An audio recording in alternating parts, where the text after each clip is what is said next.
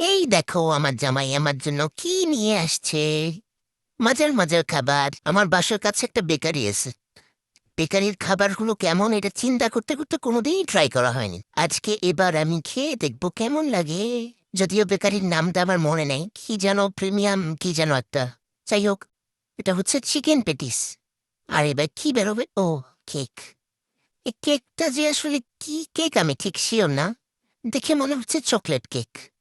তারপরও না খাওয়া পর্যন্ত বুঝতে পারবো না, কারণ চকলেটের কোনো স্মেল আসতেছে না। এবার পিৎজাটা একটু কেটে দেখি। উরে শালা, কাটে না কেন? এটা বোধহয় আমাদের একটু গরম খাওয়া উচিত ছিল। তাহলে আর একটু ভালো লাগতো আর একটু দ্রুত কাটা যেত। আর এই লেগে গেছে কেন আবার চাকুতে? উফ, ধুরু। আবার পিসগুলো ছোট ছোট। বড় পিসগুলো তো ও খেয়ে ফেলবে আমি শিওর। ধরছিও তো একদম ছোট পিসটা। ধরো, এদের ক্রাস্ট কিন্তু খুবই পাতলা ছিল। আর কি রে, পিৎজা খাওয়ার কোনো ভিডিও করে নিয়ে নি।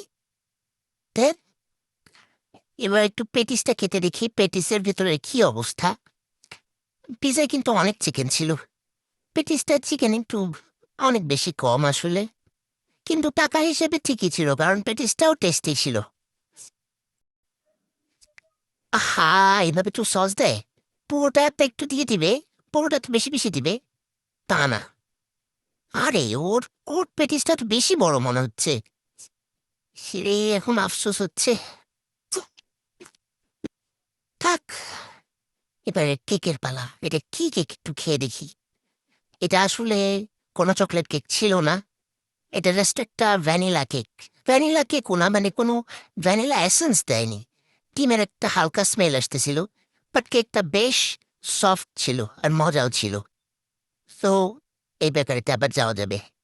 বেকারিটা খুবই ভালো। এতদিন কেন যায়নি আল্লাহ জানে। ইনশাল্লাহ এর পরবার আমি নিজেই যাব এবং নামটাও জেনে নিয়ে আসবো। ওকে, বাই, টাটা।